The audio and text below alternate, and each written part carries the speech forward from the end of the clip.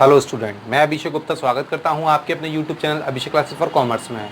Last हम लोगों ने बिल ऑफ एक्सचेंज पर एक क्वेश्चन किया था, जिस क्वेश्चन में हम लोगों ने डिसऑनर टॉपिक सीखा था। उस समय कंडीशन ये थी, अगर आपने वो लास्ट वीडियो देखी होगी तो आपको याद होगा, नहीं देखी है तो भी मैं उसका लिंक डिस्क्रिप्शन बॉक्स में डाल दूंगा, वो आप देख लीजिएगा। तो लास्ट टॉपिक को थोड़ा सा डिस्कस करते हैं। लास्ट क्वेश्चन में हम लोगों ने किया था कि क्वेश्चन में बिल डिसऑनर्ड हो गया था और बिल सेल्फ सेलर के पास था। उसी सीरीज में कुछ और सब कैटेगरीज आती हैं जिनको आज मैं डिस्कस कर रहा हूं। तो अब आप क्वेश्चन को पढ़िए और ये देखिए कि क्वेश्चन में कंडीशन क्या क्या बनती हैं। चलिए, क्वेश्चन आपके सामने है, पढ़ लेते हैं और मैं भी पढ़ रहा हूं क्वेश्चन को। ठीक है, क्वेश्चन क्या कह रहा है? A sell goods for ₹30,000 to B on 1st Jan 2017 and on the same day draw a bill on B at 3 months for the amount. B accept it and return it to A. A discounted it on 4 February 2017 with his bank at 18% per annum. The acceptance is dishonored on the due date. The noting charge was paid by the bank being 200 rupees. On April 4, 2017, B accepted a new bill at 2 months for the amount then due to A together with the interest at 12% per annum. Make general entry to record this transaction in the book of A and B. देखिए, सबसे पहले question को पूरा अच्छे तरीके से पढ़ लीजिए करिए कि क्वेश्चन क्या रिक्वायरमेंट कर रहा है, और दूसरी चीज़ यहाँ सेलर कौन है और परचेजर कौन है। ए ने सेल किया है, ठीक, तो इसका मतलब ए आपके यहाँ सेलर है इस क्वेश्चन में और बी परचेजर है। अगर आपने यहीं गड़बड़ कर दी तो क्वेश्चन पूरा स्टार्टिंग से गलत होता चला जाएगा। ठीक है, चलिए अब जरा जो क्वेश्चन बोल रहा है क्वेश्चन के अकॉर्डिंग हम कर लेते हैं आगे। A sell goods for ₹30,000 to B on 1st January 2017। A ने B को 1st January 2017 को 30,000 रुपीज़ का गुड सोल्ड किया है। तो A क्या करेगा? सेल करने की एंट्री। A ने किसको सेल किया? B को। According to A, B purchaser है, तो purchaser debit to sales account, तो एंट्री हो जाएगी B debit to sales account 30,000। ठीक, B क्या करेगा? परचेज करने की entry, purchase account debit to seller. Seller कौन है? ए, तो एंट्री हो जाएगी purchase account debit to A. Date आ जाएगी 1st Jan 2017 और 1st Jan 2017।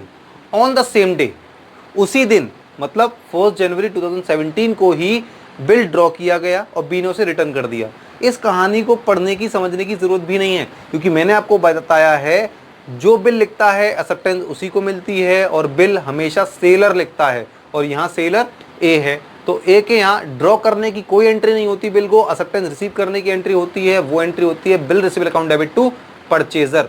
परचेजर बी है, तो एंट्री हो जाएगी bill receivable account debit to B होगा यहाँ पर, क्योंकि ए की बुक में ए का नाम नहीं आता।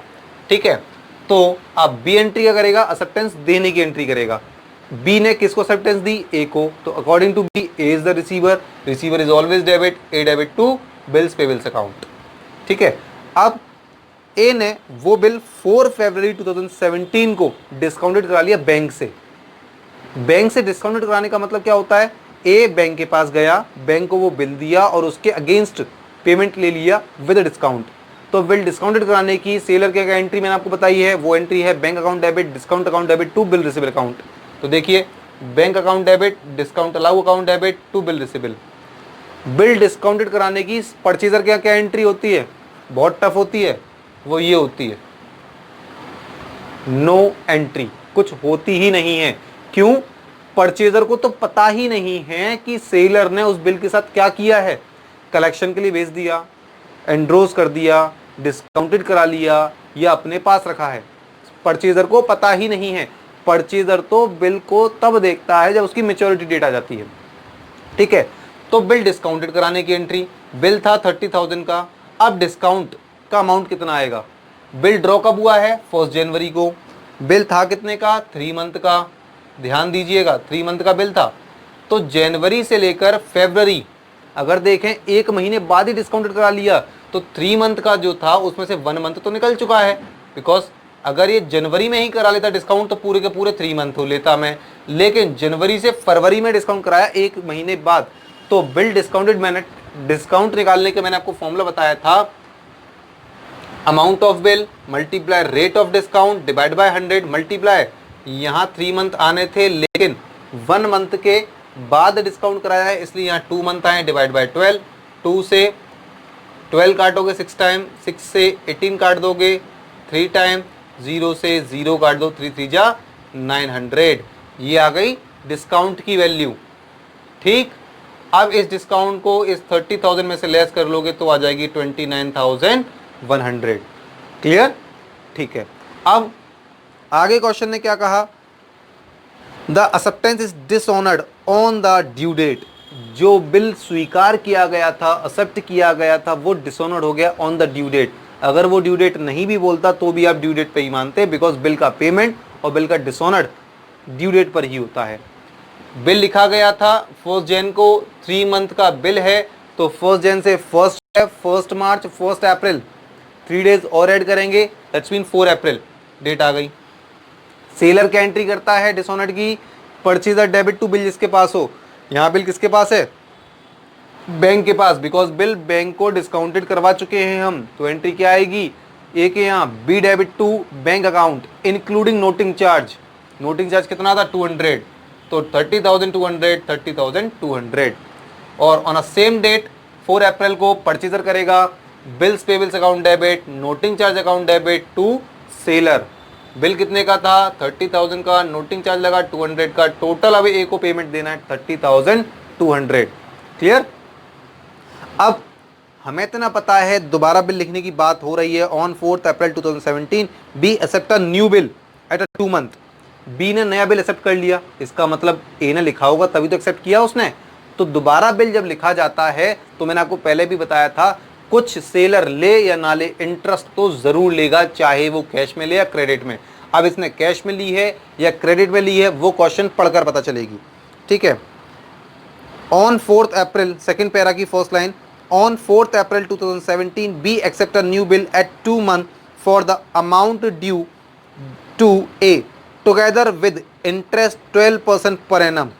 साफ साफ बोला टुगेदर, टुगेदर मतलब होता है साथ में, साथ में 12% की इंटरेस्ट के साथ को ऐड करते हुए। इसका मतलब जब बिल का पेमेंट होगा तभी इंटरेस्ट मिलेगी, बिल का पेमेंट होगा 2 मंथ लेटर, 2 मंथ लेटर ही इंटरेस्ट मिलेगी। इसका मतलब ये इंटरेस्ट क्रेडिट होगी। तो सेलर के यहाँ इंटरेस्ट की, क्रेडिट इंटरेस्ट की एंट्री होती है purchaser debit to interest account, और परचेजर करेगा इंटरेस्ट डेबिट टू सेलर। मतलब आज बड़ी कंफ्यूजन का विषय हो रहा है।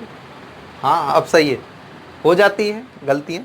ठीक है, तो 2A सीधा साधा कॉन्सेप्ट है, जिस पार्टी की बुक होगी उसमें उसका नाम आ ही नहीं सकता। पड़ोसी का छापें आप, ए छापेगा बी का, बी छापेगा ए का। गलती होना भी जरूरी है, पता चलना चाहिए मैंने किया है क्वेश्चन। ठीक है, तो ये इंटरेस्ट। अब प्रॉब्लम ये आ गई अमाउंट कितना। देखिए अमाउंट कैसे निकालेंगे। स्टार्टिंग से अगर मैं देखूं 30,000 का बिल था, बिल डिसऑनर्ड हुआ, 200 की नोटिंग चार्ज लग गया, तो बिल हो गया 30,200। क्लियर? अब तो जितना ड्यू चल रहा है पेमेंट, उस पर ही तो लगेगी इंटरेस्ट, उसी पर लगाते हैं। 30,200 actual amount multiply rate of interest 12% per annum, percent के लिए मैंने 100 लगाया। कितने मंथ का नया बिल है, ध्यान रखना 2 मंथ का था, 2/12। आप इसको सॉल्व करेंगे तो यह आ जाएगा 604। तो अब जो नया बिल होगा वो कितने का होगा 30,804, बिकॉज क्वेश्चन में साफ साफ बोला गया था इंटरेस्ट को इंक्लूड करके। लेकिन फिलहाल मुझे ये पता चल गया कि इंटरेस्ट की अमाउंट आएगी 604, तो वो मैंने डाल दी दोनों साइड। उसके बाद जब इंटरेस्ट मिल गया तो पार्टी सेलर नया बिल लिख देगी, और नया बिल लिखने की एंट्री होगी bill receivable account debit to purchaser, मतलब बी, और बी करेगा A debit to bills payables account. Amount कितना आएगा, देखिए 30,200 का अमाउंट था, जिसमें 604 की इंटरेस्ट लग गई, तो टोटल अमाउंट हो गया 30,804। उसी से अमाउंट आ जाएगा 30,804, 30,804।